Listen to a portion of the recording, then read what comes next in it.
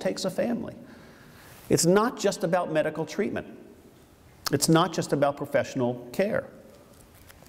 Over 61 million Americans now are participating in the care of a loved one.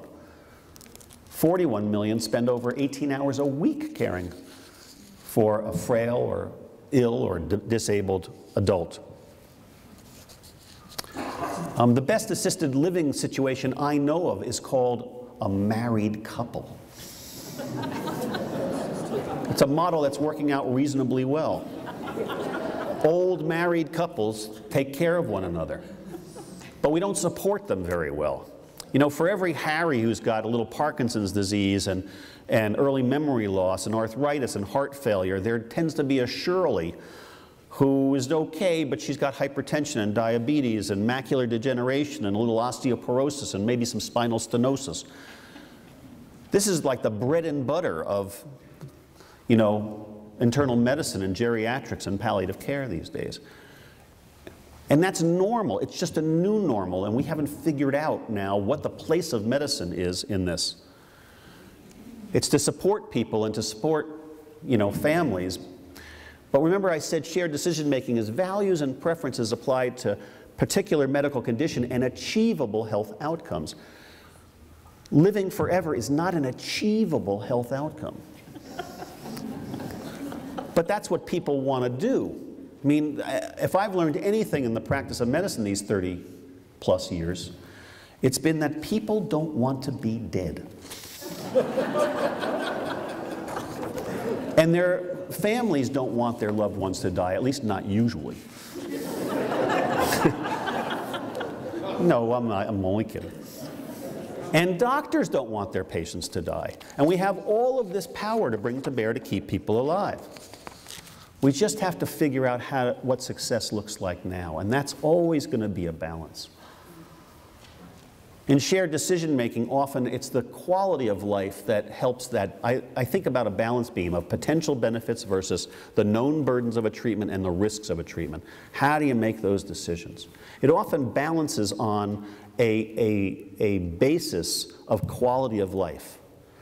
If quality of life is good and the burdens are high of treatment and the returns may not be so, you know, may not make things a lot better, well, the very ground of quality of life may incline you away from treatment. If quality of life is horrendous and the treatment offers some, and quality of life not worth living now, and the treatment, even though it's high risk, gives you a chance of living better without such extraordinary pain or suffering, well, you may lean toward treatment.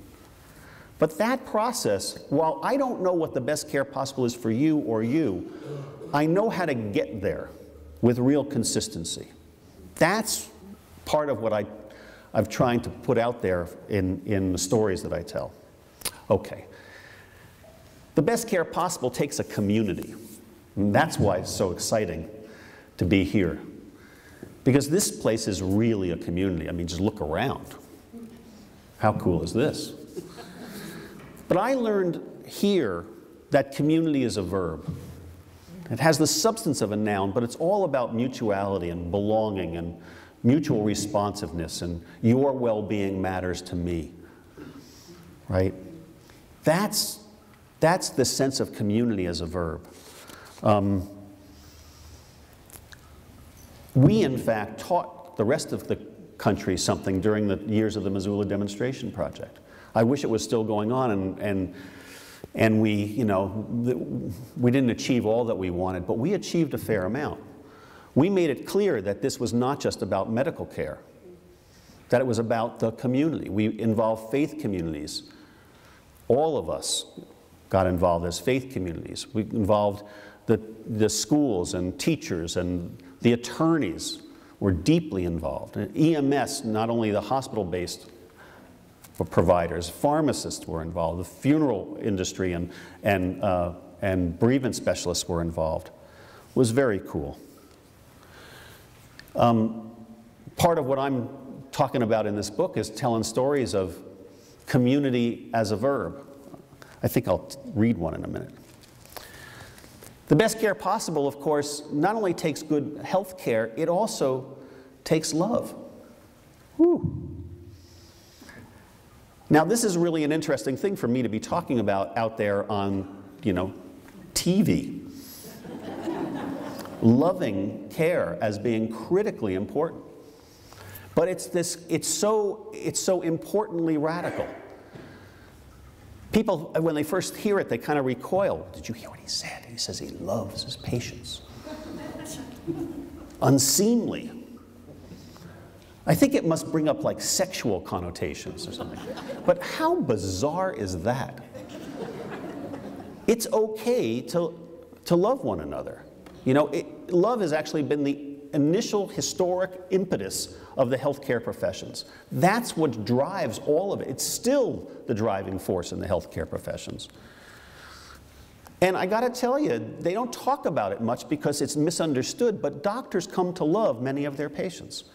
When you work with people who are seriously ill over many months, it's not uncommon that real affection develops. It's not unseemly.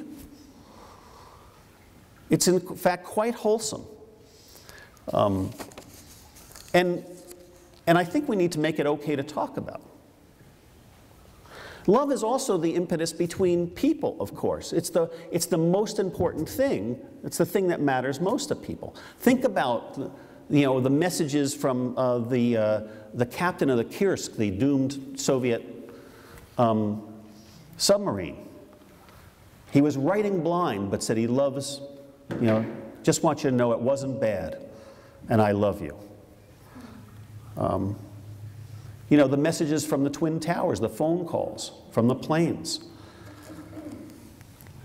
I want to read a story that just gives a sense, I think, of the radical nature of love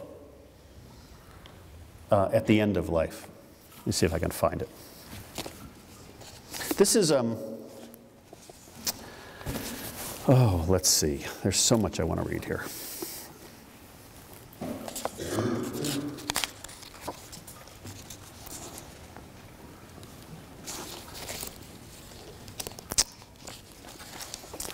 I just changed the section I'm going to read. Well, I'm going to read two.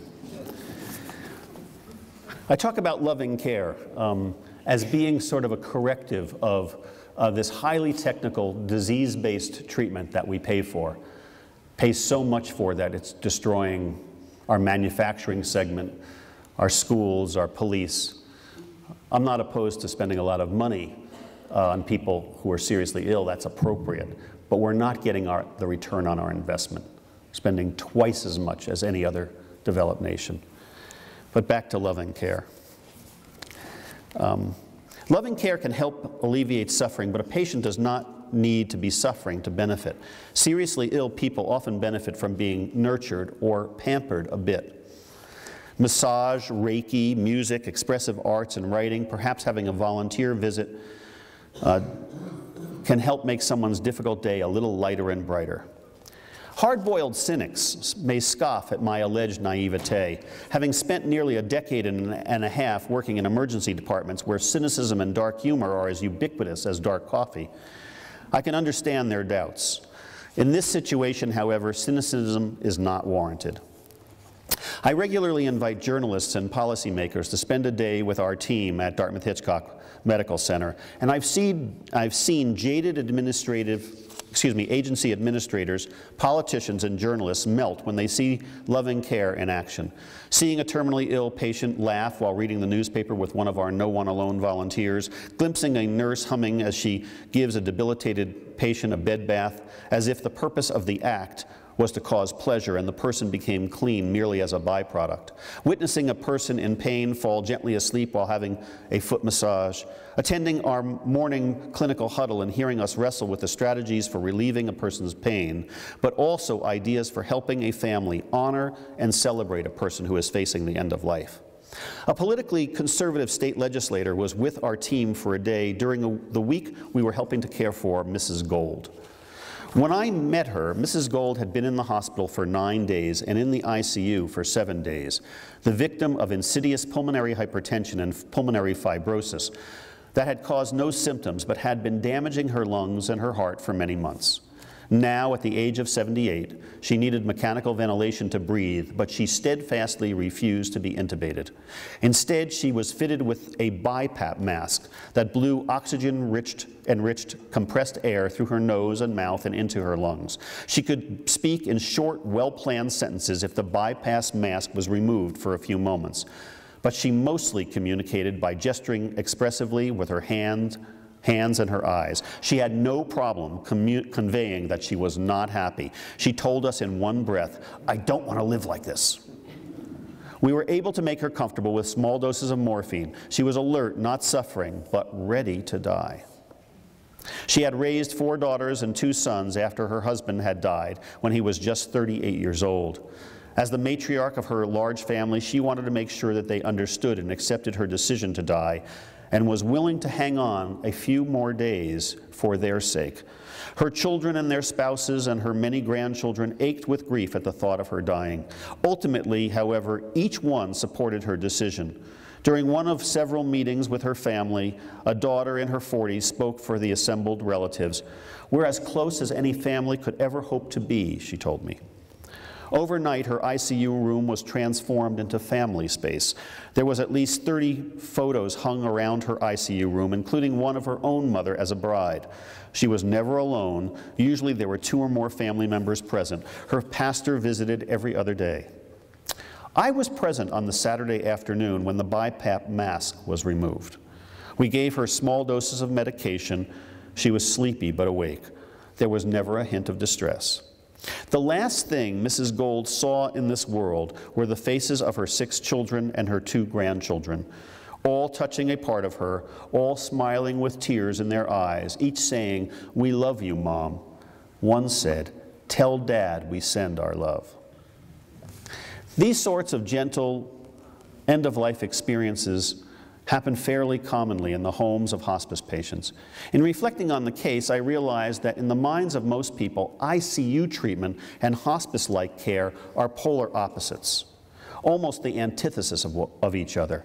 Indeed, just a few years ago, I could only have dreamed of being able to extend this level of whole person, whole family, tender and loving care in an academic medical center's ICU. No longer. Every few months, it seems, we celebrate a wedding in the ICU or conduct a renewal of vows in the hospital's chapel. This is exceptional, but it's no longer rare. On that Saturday, I was glad to be shadowed by 3 second-year medical students. They stood beside me as Mrs. Gold died and witnessed what good care through the end of life looks like. The following Monday, I called the legislator and reported how Mrs. Gold had died. He agreed that her experience was illuminating. Then he said, "That's all great, but there isn't a program like this everywhere." True enough. My question is, why not?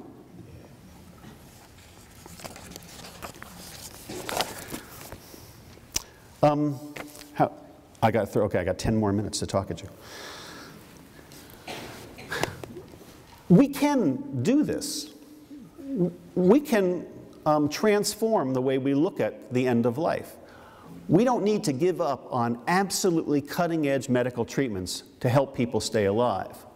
We only need to become individualized in a careful, meticulous way and talk to people about their values and preferences. That includes, how does this story end? We only now ask, what about the next treatment? So would you like to go on a ventilator if you get a pneumonia? We never also ask, are there circumstances in which you would like to be allowed to die gently? I do nowadays, and it's the extremely rare person, like 1 or 2 in my memory, who hasn't said, "Yeah, of course, when my time comes, I want to die gently." If you don't get that out, then you don't have a sense of what's the right care, the best care for this person. These decisions are never going to be easy, but we make them a whole lot harder. As a society, frankly, we need to demand much better care. Part of the reason for writing a book that's story-driven is it expands our imagination so that we have a sense of what's possible. The likelihood is that that's going to frustrate people because they're going to read about the care that we're able to give at Dartmouth, and say, well, I want that too. I hope they say that. Part of, a change theory is that people have to know what's possible. They have to be frustrated with the status quo in order to know what to demand. I think that a great deal is possible if we, frankly, take control. People say, well, what's stopping us? Well, frankly, what's been stopping us has been the culture wars. You can't have these conversations in public. It's radioactive to have these conversations. On the one hand, it brings up, the notion of physician-assisted suicide. On the other hand, we have some of a fringe of the pro-life movement who think that hospice and palliative care is promoting a culture of death. We're out there killing Granny. I mean, how bizarre is that? It's really offensive. In fact, a reverence for life permeates this field. In fact, from my perspective, it permeates all of healthcare. You can't see it a lot of the time because of the stress that my colleagues are under. But reverence for life is what motivates us all. We have to really take back. I've gone on now radio and TV and said we're taking back the terms dignity and pro-life. They can't brand them anymore. They can't have them anymore. I am proudly pro-dignity and also proudly, ardently pro-life. And so is everybody else that I know in this field. We don't think that people have to kill themselves to become dignified. We think they already are dignified. Our job, our challenge is to help them to see their inherent dignity reflected in our eyes, to feel dignified by the way they're cared for, not only competently, but tenderly and lovingly. I know that this is possible. People can be helped to feel dignified if they're treated in inherently dignified ways, if they're actually honored and celebrated. Honestly, if that seems Pollyannish, trust me, it's not. It's anthropology. Honestly. And if you want to affirm life, you have to affirm all of life. And that includes the times we call illness and dying and caregiving and grief. This is inherently a life affirmation. The notion, on the other hand, that there's something in Judeo-Christian principles or ethics that requires us to do CPR or put feeding tubes in people or put people on mechanical ventilation is also just simply nonsense. And I say that knowing there are priests in the room.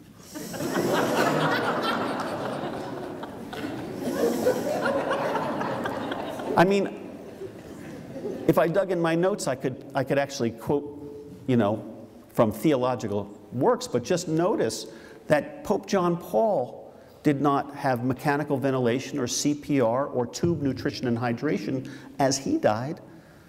Neither did Mother Teresa. Both made quite extensive use of medical technology and medical treatment during the last several years of their lives. Very, very good use. And both eventually died gently.